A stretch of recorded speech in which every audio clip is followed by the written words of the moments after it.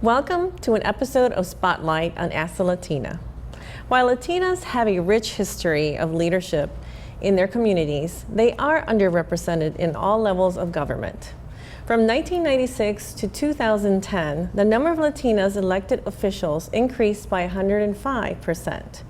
In 2010, there were 1,858 Latinas elected officials.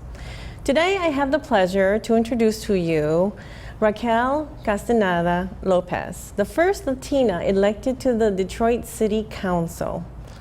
Raquel, it's really a great pleasure to have you on the show, and thank you for being our guest today. Yeah, thank you so much for having me. Honored to be able to come out and to participate in Ask the Latina. Yes, thank you.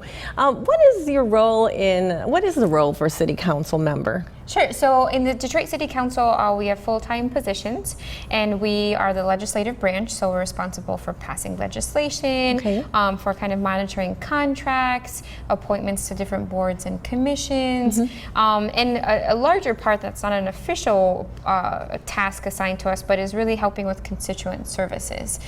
So we have a service center and a mobile office where we go out and help people in the community, meeting them where they're at, and really listening and trying to see what's going on in their neighborhoods to then be able to respond appropriately. That's great. So you represent the community there in your district. We try. Right? I've door knock every single summer. I'm on my third time of when then I would have walked every single street in the district 3 times. So it's wonderful. Hard but amazing opportunity to experience. That's great.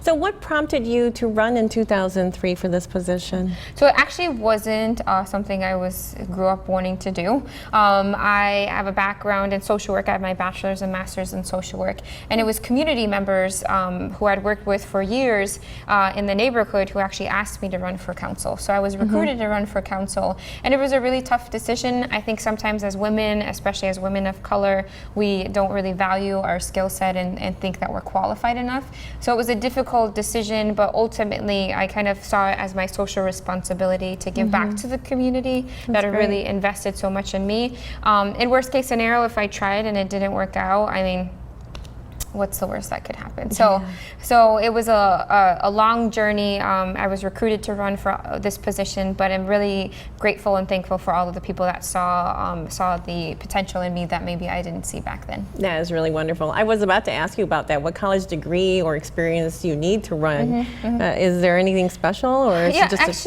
I do a lot of presentations with high school students, kind of debunking the myths about running for office. And a lot of people think that you need to have like a PhD or a law degree, or that you have to have a lot of money or live in a big fancy house or just be super involved in politics. But really, I mean, depending on the position, for some positions, my position, you just have to live in the district that you want to represent or the city. You have to be 18 years old, and that's it. There's no criminal background check, there's no education requirements, there's no financial requirements. And so obviously those things could help, but I think it's important that people know because it just helps, again, demystify and take away some of the barriers that anyone could run for city council or for mayor or for state rep. You don't need to be a lawyer to do that. Right, and then you need to sign up, I suppose, right? Yeah, so actually for city council, you have to get your name on the ballot, and to do that, you have to collect signatures. So I had to collect 300 signatures at least to get my name on the ballot of people who were registered to vote in the district that I wanted to represent, and people to get my name on the ballot. And then from there, obviously it's a campaign. So my campaign's very grassroots oriented, since given my background in social work, it's important for me to go out door knocking and again to see what's going on and to listen to people's concerns and really meet people where they're at. So that's what we focus on. Wow, that's great. That's excellent. I recently attended a workshop by Emily's List. I don't know if you heard of it. And that's a nonprofit organization for our viewers that works with Democrat women ready to run for office. So you learn a lot about how to get ready, what you need to do to prepare to run, preparing your family, and also about fundraising. How did you prepare your family when you decided to run for council? Sure. So that's actually a great question, because I am up for re-election this year, and in ways this second time around is harder than the first time around. for different reasons. And so, whereas the first time around, I think maybe my family, we didn't know what we were going to get into. But my mom was pretty upset. She didn't talk to me for a while, and it was kind of more this fear thing, like, Mika, you're putting yourself out in the public, you're exposing yourself to all these potential attacks, and the family as well. Are you sure you want to do that type of thing? So yeah, she wasn't necessarily excited when I first told her this. I have 6 sisters and 1 brother. I come from a large family, and I'm the 3rd eldest. And it really was some of my sisters and my brother who I think really believed in me and said, of course you can do this. We may not be sure why you want to, but we think you actually would do a great job. So just having conversations with them about what they thought. This time around, unfortunately, they were getting some negative attacks from my opponent and kind of being harassed a little bit by the media, and that puts us in a different position. So it really does it can create a lot of stress. And so unfortunately, it's challenging in different ways this time. But overall, despite the challenges, it's brought my family even closer together and really showed our resilience as our team Castañeda, as we call ourselves, and kind of just sticking up for each other regardless of what comes, and really being supportive and just being there, being loving and compassionate, and just remind what family is about. And so in that regard, I think maybe we might go through media training next time, but I'm honored to be for my family and to be a part of my family and just the legacy of strong women, my grandmother, my mother, and on my father's side, who sacrificed so much so that we would have opportunities. And so it is challenging, but I think an opportunity, and I'm thankful that I have my family there to support me. That's great.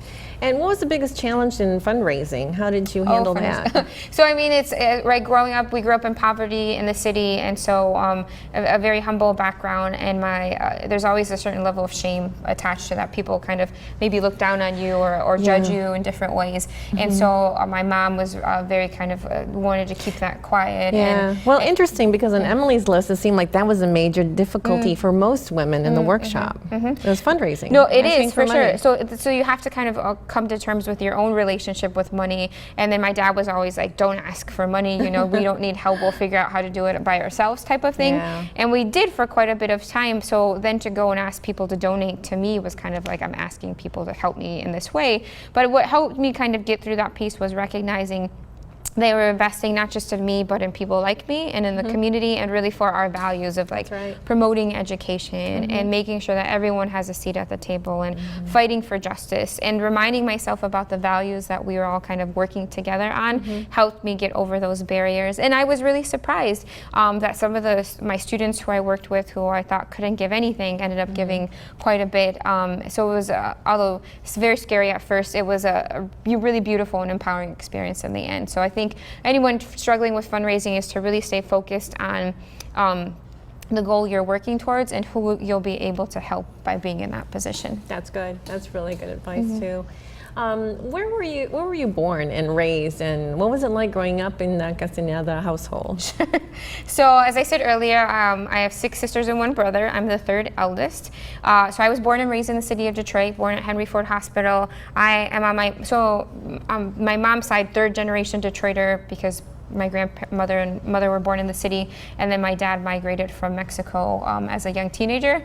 So it was always crazy, right, with 8 kids running around in the house. It was a little bit crazy, but we are really close. My father really instilled the importance of family and helping each other and taking care of each other and making sacrifices to make sure that we all kind of succeed.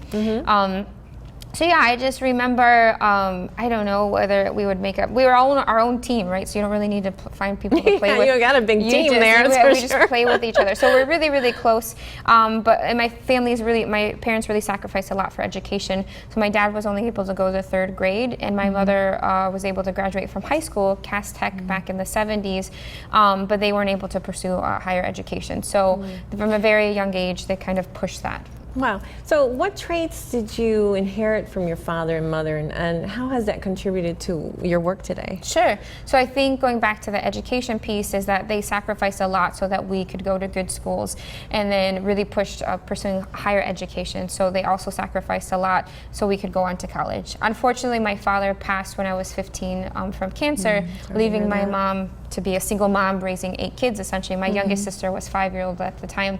And so that was really challenging, and I kind of started working then to help support the family.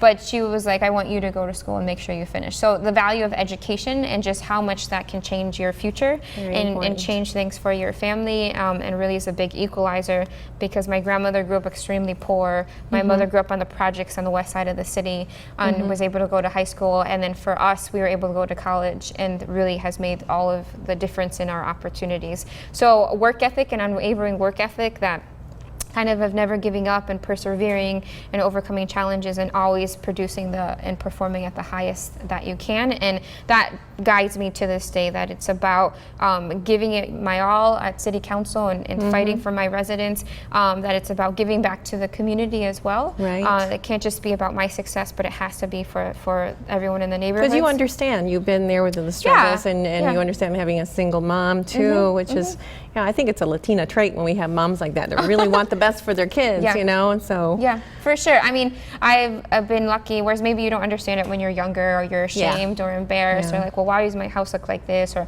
why can't we buy these type of clothes, or why can't we go on vacations and things like that. But then as you get older, you realize and appreciate, I think, the sacrifices that they made, so that my father made, and for sure that my grandmother and that my mother made, to be able to raise us successfully. So actually all of us, my mom, my one sister just graduated, my brother just started medical school. So we're right at the point where people are starting to finish school and being able to like enter the workforce. And in that way, it's taken us a long time to get there, and we have a lot of student loan debt, but we are happy and know that it'll be even better for my niece and the next generations of kind of the progress that we've made over time to just continually learn and grow on and improve. And all of those things, again, really guide me on City Council, because I can connect with residents. I understand the struggle, and am committed to kind of helping them build a better life. That's wonderful. Well, here's a great picture of you with State Representative Stephanie Chang and Ilhan, I think, what was her last name? Ilhan Arthwith, for the first Somali, she's the first Somali American woman that was elected to office in our country. So how do you feel about diversity and inclusion? Is it accepted in our state, and what else needs to be done? Yeah, so such an honor. I actually am able to work with State Rep Stephanie Chang very closely. We partner and share on our service center, so it's great to have that ally and the support, and really a friend, another young woman of color who's from immigrant community, just kind of as a partner in the role. And I think it's incredibly important, not just in terms of race and ethnicity, but economic status, in terms of religion, in terms of just different thought and opinion. And unfortunately, our elected officials mostly still are older white men that don't reflect the communities. And so I am honored to be a part of a larger network, kind of where I met State Representative Ilhan Omar. It's called the New American Leaders Project. Oh, that's great. And it's based out of New York, and they're really focused on getting more people from immigrant backgrounds to run for office. That's great. So I know council members all over the country who are either first generation college students, or were once undocumented students, or refugees, whatever you can think of, but really came from humble backgrounds to overcome all of these challenges. And they kind of remind me and provide a great network of support. So I think there's a lot of work to be done. I think a lot of people now are realizing and stepping up to the plate and overcoming their fears to run for office. And in our state, unfortunately, where Southeast Michigan is really diverse, statewide, we could do a better job. Yeah, there's definitely a lot of work to be done. I can room tell for that. growth, for sure. Yeah, that's great. I recently read about a successful Latina leader that was born here in the United States, and she said that the teachers thought because she did not speak English, and she was not born here actually, she would not advance in her life. I'm sure there are some those challenges here in many schools. How important are improving schools, and what should Latinas do to make that change? Sure. So I kind of talked about my own personal story and how education played such a difference in helping us to kind of continue to accomplish more. I think, having supportive teachers, having a supportive learning environment, and curriculum that reflects the students' history. I remember being in high school and having my history teacher kind of tell me about Native Americans in a very derogatory way, and I identify very strongly with my indigenous ancestors from Mexico, and I felt feeling like ashamed and like something was missing. I was like, they're not all savages, this can't be correct. But just even the content of textbooks, making sure it reflects the diversity and the true history of our country. So I think it's really, really important to have supportive teachers, to have a true bilingual education, to have ethnic studies, so that people feel they have a space and that their stories are a part of our history. And so what we try to do is, I am the liaison from City Council actually to the Detroit Public Schools. So simple things is I go to read to the students, and I've read to over 47 schools so far, just talking to the kids about my experience, from like little kids, preschoolers, all the way to high schoolers.